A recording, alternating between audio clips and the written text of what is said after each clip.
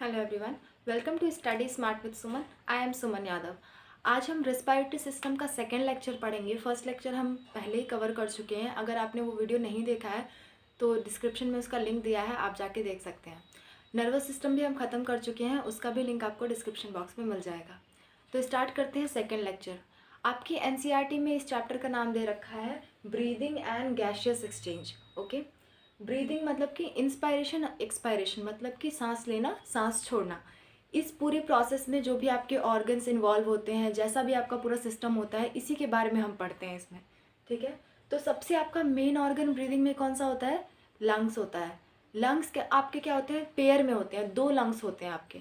ठीक है, अच्छा पहले मैं आपको ये चीज़ समझा देती हूँ। ये डायग्राम क्या है? ये जो प्यारा सा दिख रहा है ना, ये आपको, ठीक है, तो ये डायग्राम हम समझते हैं। कई लोगों को ना थोरैसिक कैविटी, एब्डोमिनल कैविटी, ये सब समझने में दिक्कत होती है, तो मैं आपको क्लियर कर देती हूँ। देखना, जो ऊपर का पार्ट है, एक आपका होता है डायाफ्राम। एक स्ट्रक्चर होती है जो आपकी जहाँ स्टर्नम खत्म होती है उसके थोड़ा सा नीचे एक स्ट्रक्चर पाई जाती है, डोम शेप स्ट्रक्चर होता है। डोम शेप मतलब ऐसा कुछ शेप। ठीक है, तो डोम शेप स्ट्रक्चर होता है ये। डोम शेप स्ट्रक्चर, डोम मतलब होता है गुंबद। आपने मस्जिद वगैरह देखा होगा ना, ऊपर ऐसे गोल सा स्ट्रक्चर होता है, उसी को कहते हैं डोम शेप। तो डोम शेप जो स्ट्रक्चर होता है उसे कहते हैं डायाफ्राम। जी, इसका मैंने स्पेलिंग गलत लिखा है, RAGM, डायाफ्राम। ठीक है, इस स्ट्रक्चर को कहते हैं डायाफ्राम। डायाफ्राम ही आपकी ये बॉडी के अंदर ना कैविटी होती है, खाली जा चैम्बर होता है, खाली सा स्थान होता है, उसको कहते हैं कैविटी। अब ये कैविटी 2 पार्ट्स में डिवाइडेड है। किसके थ्रू? डायाफ्राम की वजह से 2 पार्ट्स में ये डिवाइडेड होती है। ऊपर वाले पार्ट को कहते हैं थोरैसिक कैविटी, नीचे वाले को कहते हैं एब्डोमिनल कैविटी। थोरैसिक कैविटी में आपके क्या क्या आते हैं? लंग्स आ जाएगा, आपका हार्ट आ जाएगा, रिब्स, स्टर्नम, ये सारी चीज़ें किस में आएंगी? थोरैसिक कैविटी में। एब्डोमिनल कैविटी में क्या क्या आता है? एब्डोमिनल कैविटी में सबसे पहले आपका स्टमक आएगा और लीवर आ जाएगा, large intestine, small intestine, pancreas, ये सारी की सारी चीज़ें कहाँ आएंगी? आपकी एब्डोमिनल कैविटी में। तो यहाँ पे हम लंग्स के बारे में पढ़ रहे हैं। लंग्स कहाँ आता है? थोरैसिक कैविटी में। तो हम थोरैसिक कैविटी पे फोकस करेंगे इस चैप्टर में। ओके, तो लंग्स आपका क्या होता है? पेयर में होता है। सपोज ये थोरैसिक कैविटी है ना, मैं, अरे यार ये मिटता ही नहीं है। ओके, तो लंग्स आपका ना ऐसे 2 लंग्स होते हैं, तो पेयर में होता है। तो लेफ्ट वाला रंग ना, अच्छा एक और कंफ्यूजन होती है लोगों को, लेफ्ट राइट कौन सा है?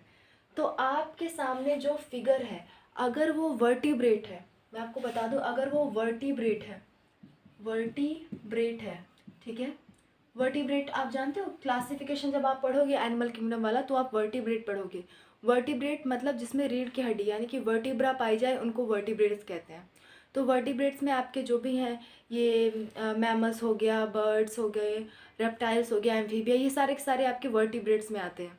ठीक है, तो वर्टिब्रेट्स को क्या होता है? वर्टिब्रेट्स का जब हम स्टडी करते हैं तो जो सामने दे रखा है, ठीक है, जो सामने आपकी बॉडी दे रखी है, उसका अ, उसका हमारी साइड, जो ये मेरा लेफ्ट हैंड है ना, तो ये इसका क्या होगा? राइट होगा। ये मेरा राइट हैंड है तो ये इसका क्या होगा? लेफ्ट होगा। और अगर इनवर्टिब्रेट है तो उसमें क्या होता है? ये मेरा लेफ्ट है तो ये उसका भी लेफ्ट होगा, ये मेरा राइट है तो ये उसका भी राइट होगा।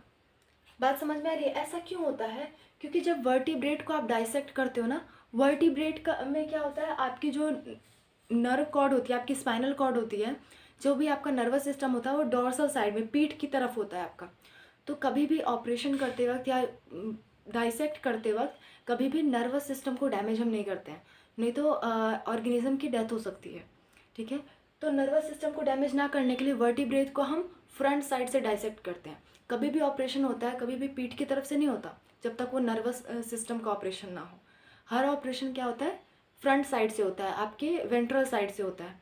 तो इसीलिए क्या होता है, बॉडी का वेंट्रल साइड, तो बॉडी का लेफ्ट राइट आपको देखना पड़ेगा। और अगर आप इनवर्टिब्रेट की बात करते हो तो उनका जो नर्वस सिस्टम होता है वो आपका वेंट्रल साइड होता है, इसलिए उन्हें डाइसेक्ट करते वक्त हमेशा डॉर्सल साइड से डाइसेक्ट करते हैं। तो उनका लेफ्ट हमारा भी लेफ्ट हो जाता है, इसलिए उनका लेफ्ट लेफ्ट ही लेते हैं और राइट राइट लेते हैं। लेकिन वर्टिब्रेट में ऐसे कुछ स्ट्रक्चर रखा होता है, तो हमारे सामने वाली बॉडी का लेफ्ट क्या हो गया? हमारा राइट हुआ, अपोजिट हो जाता है वर्टिब्रा में। ठीक है, वर्टिब्रेट्स, सॉरी, वर्टिब्रेट्स में क्या होता है, अपोजिट हो जाता है, आपका लेफ्ट उनका राइट होगा। तो यहाँ पे मैं राइट लंग की बात कर रही हूँ, तो ये मेरा लेफ्ट हैंड है, तो ये वाला राइट लंग होगा, ठीक है, क्योंकि ऐसे घूमते हुए ये वाला मेरा राइट लंग, ठीक है। तो ये आपका क्या है, राइट लंग क्या होता है, राइट लंग में आपके 3 लोब्स होते हैं। कितने लोब्स होते हैं, 3 लोब्स होते हैं, मतलब कि आपका ये लंग है तो इसमें 3 ऐसे पार्ट होते हैं, बीच वाला लोब छोटा होता है, 3 ऐसे पार्ट होते हैं, और लेफ्ट वाले में 2 ही पार्ट होते हैं। आपसे ये पूछा जाता है कि राइट वाले में कितने लोब्स होते हैं, लेफ्ट में कितने लोब्स होते हैं, तो राइट में 3 लोब्स होते हैं, लेफ्ट में आपके 2 लोब होते हैं, ठीक है। और ये क्या है, राइट वाला ऑफकोर्स इसके पास 3 लोब है तो राइट वाला हल्का सा बड़ा होगा, ठीक है। अच्छा, लंग्स के ऊपर ना एक कवर पाई जाती है, आपके हर ऑर्गन के ऊपर, लगभग हर ऑर्गन के ऊपर एक एक कवर पाई जाती है, सबका अलग अलग नाम होता है। तो इसके लंग्स के ऊपर जो कवर है क्या होगी, डबल लेयर की कवर है, मैक्सिमम ऑर्गन्स के ऊपर आपको डबल लेयर की कवर मिलेगी, डबल लेयर की कवर है, और उस कवर को कहते हैं प्ल्यूरा। जब आपका प्ल्यूरा वाला वर्ड आ जाए ना, और पल्मोनरी, पल्मोनरी, ये दोनों वर्ड जब आप आ जाए तो समझ लो लंग्स से रिलेटेड बात हो रही है, ठीक है। लंग्स से रिलेटेड जब भी, देखिए हर चीज़ से रिलेटेड, हर ऑर्गन से रिलेटेड अलग अलग टर्म्स हैं, मैं आपको हमेशा बताते चलती हूँ। तो इसी तरह लंग्स से रिलेटेड आपके 2 टर्म हैं, पल्मोनरी और प्ल्यूरा, ठीक है। तो प्ल्यूरा क्या है, प्ल्यूरा इसके ऊपर की कवर को हम प्ल्यूरा कहते हैं, और कैसी होती है, डबल लेयर की होती है। ये आपका लंग्स है, इसके ऊपर एक लेयर, फिर इसके ऊपर एक और लेयर, ठीक है। क्या होता है, इन दोनों लेयर के बीच में ना एक फ्लूइड मिलता है, उस फ्लूइड को कहते हैं प्ल्यूरल फ्लूइड। प्ल्यूरल फ्लूइड क्या करता है, reduces friction on the lungs surface, मतलब कि सपोज आपको चोट लगी, ठीक है, चोट लगने से क्या होता है, ये फ्लूइड क्या करेगा, शॉक एब्जॉर्बर का काम करेगा, मतलब आपके लंग्स को डैमेज नहीं पहुंचने देगा, काफ़ी हद तक उसको प्रोटेक्ट करता है, और उसमें फ्रिक्शन से बचाता है, मतलब रगड़ से बचाता है उसको, दो आपकी जो लेयर्स हैं उसको रगड़ से बचाएगा, रगड़ नहीं आने देगा उसमें। तो ये 2 काम होता है। कभी भी आपकी लगभग हर ऑर्गन के ऊपर डबल लेयर मिलेगी, या जैसे कि आपके हार्ट के ऊपर भी डबल लेयर मिलती है, आपके लंग्स के ऊपर भी डबल लेयर मिलती है। तो डबल लेयर का यही फंक्शन होता है, उसके बीच का जो फ्लूइड होगा वो फ्रिक्शन से बचाएगा और आपको झटके से, जर्क से बचाएगा, ताकि आपके ऑर्गन्स को डैमेज ना हो। तो ये हो गया आपका लंग्स वाला पार्ट। और लंग्स कहाँ मिलेगा, थोरैसिक कैविटी में। अच्छा, थोरैसिक कैविटी में कौन सी वर्टिब्रा आएंगी पीछे की तरफ, थोरैसिक वर्टिब्रा। मैंने आपको वर्टिब्रा भी पढ़ाया था एक बार, मैंने आपको शॉर्ट में बताया था कि आपके 5 तरह की होती हैं, C7, T12, L5, S1 fuse, कोकाइजियल पहले आता है, C1 fused, S1 fused.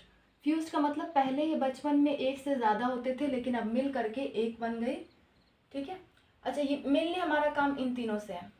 Cervical मतलब गर्दन में, यहाँ पे इतने दूर में हमारी कितनी वर्टिब्रा होती है, 7। ये कैरेक्टरिस्टिक फीचर होता है, हमेशा मैमल्स, जितने भी मैमल्स होंगे उनमें 7 वर्टिब्रा होती है, ये सर्वाइकल। तो ये आप याद रखना, ये कैरेक्टरिस्टिक फीचर ऑफ मैमल है। आपसे पूछा जाता है मैमल्स का कैरेक्टरिस्टिक फीचर क्या होता है, तो मैमल का कैरेक्टरिस्टिक फीचर एक ये भी है कि 7 सर्वाइकल वर्टिब्रा उनमें पाई जाती हैं, और उनमें डायाफ्राम मिलता है, आपको मैमल्स में डायाफ्राम मिलता है। ये भी आपका क्या है, कैरेक्टरिस्टिक प्रॉपर्टी है। कैरेक्टरिस्टिक प्रॉपर्टी मतलब कि एक ग्रुप की प्रॉपर्टी जो किसी भी अदर ग्रुप में नहीं मिलती। तो मैमल्स की ये प्रॉपर्टी है C7 और डायाफ्राम, ठीक है। मैं ये वैसे तो आपका एनिमल किंगडम का क्वेश्चन है, पर आप साथ साथ में याद करते चला करो जहाँ भी वो पॉइंट आए, ओके। तो हमारा काम यहाँ पे किससे है, थोरैसिक से है। थोरैसिक वर्टिब्रा कितनी होती है, 12, और लंबर आपकी कमर पे होती है, कमर पे। एब्डोमिनल रीजन की बैक साइड जो वर्टिब्रा होगी वो थोड़ी देर तक क्या होती है, लंबर होती है, उसके बाद होती है कोकाइजियल, फिर सैक्रम, ओके।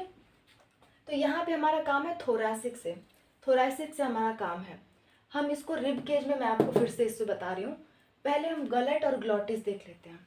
क्या होता है, फूड हम खाते हैं, खाना खाते हैं, तो वो निगलते हैं, इसोफेगस में जाता है, तो वो आपकी मैंने आपको बताया था कॉमन पाथ होता है, जो आपका नेजल चैम्बर होता है, आपकी बकल कैविटी होती है, उसका एक कॉमन पैसेज होता है। कॉमन पैसेज को क्या कहते हैं, फेरिंग्स, फेरिंग्स, एक कॉमन पैसेज होता है। कॉमन पैसेज कौन सा होता है? फेरिंग्स। फेरिंग्स के बाद आपका शुरू होता है अगर आपका डाइजेस्टिव सिस्टम है तो वहाँ से इसोफेगस शुरू होगा। अगर आपका रेस्पिरेटरी सिस्टम पढ़ रहे हैं तो वहाँ से आपका क्या शुरू होगा? ट्रैकिया, ब्रोंका, ये सब शुरू होगा। तो मैं आपको एक फिगर बना के बताती हूँ।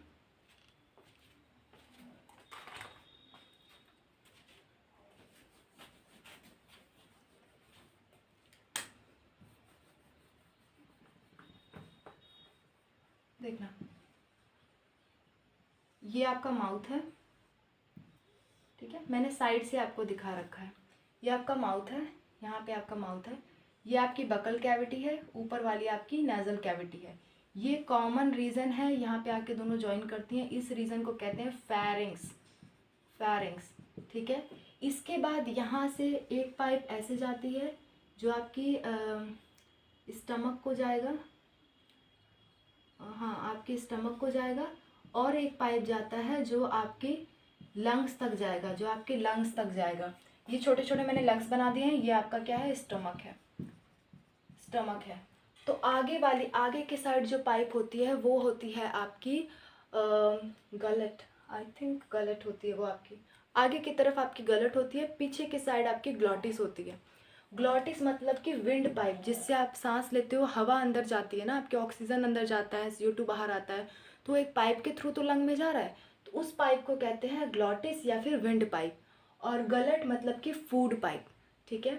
तो गलट क्या होता है? फूड पाइप होता है। ग्लॉटिस क्या होती है? आपकी विंड पाइप होती है। क्या होता है, जब हम खाना खाते हैं तो कॉमन पैसेज में जाएगा, फेरिंग्स में जाएगा।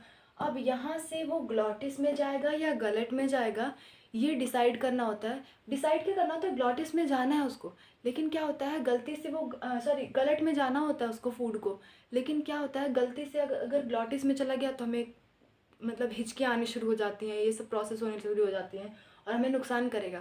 तो इससे बचने के लिए क्या होता है, ग्लॉटिस के ऊपर ना एक कवर होता है, एक फ्लैप जैसा। मान लो ये ग्लॉटिस है आपका, ये ग्लॉटिस है, इसके ऊपर ऐसा कुछ कवर होता है। ये ऐसे बंद होता उठता रहता है, उठता बंद होता रहता है। जब हम निगलते हैं खाना तो ये बंद हो जाता है और बाकी टाइम उठा रहता है, क्योंकि निगलते वक्त ही तो हमें बचाना है कि मतलब ग्लॉटिस में ना चला जाए। तो बाकी टाइम ये हमेशा खुला होता है, सिर्फ निगलते वक्त ये बंद होता है। बाकी टाइम क्यों खुला होता है? क्योंकि हमेशा सांस लेनी होती है, हमेशा सांस लेते रहते हो आप, इसलिए ये खुला रहता है। तो ये जो आपका फ्लैप लाइक स्ट्रक्चर, मतलब कि पत्ते जैसा जो स्ट्रक्चर है ना, इसी को कहते हैं एपीग्लॉटिस। एपी मतलब ऊपर, ग्लॉटिस मतलब ग्लॉटिस के, ग्लॉटिस के ऊपर क्या होता है? एपीग्लॉटिस। किस लिए होता है? ताकि आपका फूड आपके विंड पाइप में ना चला जाए। अब इसकी कुछ प्रॉपर्टीज़ है, ये फ्लैप लाइक स्ट्रक्चर है, पत्ते जैसा स्ट्रक्चर है, और क्या इसका बना होता है? Yellow elastic cartilage. हमने येलो इलास्टिक कार्टिलेज 2 और जगह पढ़ा था नर्वस सिस्टम में, मैं आपको रिवाइज करते चलूँगी हर चीज़, ठीक है। येलो इलास्टिक कार्टिलेज, और आपका कहाँ होता है? Ear pinna. और दूसरा कहाँ होता है? यूस्टैकियन ट्यूब। यूस्टैकियन ट्यूब कहाँ होती है? मिडिल ईयर में, ठीक है। और येलो इलास्टिक कार्टिलेज एक और कहाँ आ गया? एपीग्लॉटिस में। ऐसे धीरे धीरे हर चैप्टर में आपको मिलेगा, और टिश्यू वाले चैप्टर में मैं आपको फाइनल करवा दूंगी ये, ठीक है। टिश्यू आपका जितना भी टिश्यू होगा टिश्यू वाले चैप्टर में सबको इंक्लूड कर देंगे, पर साथ साथ में याद करते चलोगे तो लास्ट में बोझ नहीं पड़ेगा आप पे। अच्छा, अब रिब केज की बारी आती है। रिब केज क्या होता है? आपके रिब्स, आपके जो लंग्स होते हैं ना, वो चारों तरफ से घिरे होते हैं, प्रोटेक्टेड होते हैं ताकि उसको डैमेज ना हो, ठीक है। तो रिब केज से प्रोटेक्टेड होता है वो। रिब केज में क्या क्या आता है आपका? थोरैसिक वर्टिब्रा, जो मैंने आपको बताया T12। बैक साइड से किससे कवर होगा? Thoracic vertebra. फ्रंट से किससे कवर होगा? स्टर्नम। यहाँ पे आप टच करो, यहाँ पे आपको एक हड्डी समझ में आएगी कि यहाँ पे एक हड्डी है आपकी, उस हड्डी को क्या कहते हैं? स्टर्नम कहते हैं। फिर लेटरल से, फ्रंट साइड से किससे हुआ? मतलब कि वेंट्रल साइड से किससे हुआ? स्टर्नम। बैक साइड से यानी कि डॉर्सल साइड से किससे कवर हुआ? Thoracic vertebra. कितने थोरैसिक वर्टिब्रा? 12। और आपकी रिब्स, साइड साइड से किससे कवर होता है? रिब्स से। साइड में आप टच करोगे आपको कई सारे रिब्स नजर आएंगी, ठीक है। तो रिब्स से कवर होता है लैटरली। लैटरली किससे कवर होता है? लैटरली मतलब साइड साइड से, इस साइड से, इस साइड से। फ्रंट से आपका किससे कवर है? स्टर्नम से। बैक साइड से थोरैसिक वर्टिब्रा, ठीक है। रिब्स के बारे में हम पढ़ेंगे, इसमें कितनी हड्डियाँ होती हैं? 12 पेयर होती हैं, आप याद कर लो, लेकिन हम डिटेल में पढ़ेंगे स्केलेटल सिस्टम में। अच्छा, अब आपका आता है थोरैसिक चैम्बर। थोरैसिक चैम्बर मैंने आपको बताया ना, ये आपकी थोरैसिक कैविटी है या फिर इसी को कह लो थोरैसिक चैम्बर। तो ये किससे बना होता है? ये भी डॉर्सली किससे बना होता है? बैक साइड से वर्टिब्रा। कौन सी vertebra? Thoracic vertebra. Front side से स्टर्नम, साइड साइड से किससे बना होता है? रिब से। और नीचे की तरफ किससे घिरा होता है? डायाफ्राम से। डायाफ्राम। तो थोरैसिक चैम्बर में एक चीज़ ऐड हो जा रहा है, डायाफ्राम। रिब केज में सिर्फ हड्डियाँ आएंगी। तो रिब केज क्या है? एक तरह की हड्डियाँ, हड्डियाँ है ना, तो यहाँ पे सिर्फ हड्डियों को गिनेंगे। थोरैसिक चैम्बर एक चैम्बर है, पूरा का पूरा मतलब एक स्पेस है। उस स्पेस को चाहे हड्डी घेरे या फिर कोई मसल घेरे, कोई फ़र्क नहीं पड़ता। तो रिब केज में डायाफ्राम नहीं इंक्लूड करते हैं, लेकिन थोरैसिक चैम्बर में डायाफ्राम इंक्लूड होता है। तो आज की क्लास में बस इतना ही। मिलते हैं नेक्स्ट क्लास में मैकेनिज्म ऑफ ब्रीदिंग के साथ। तब तक के लिए बाय।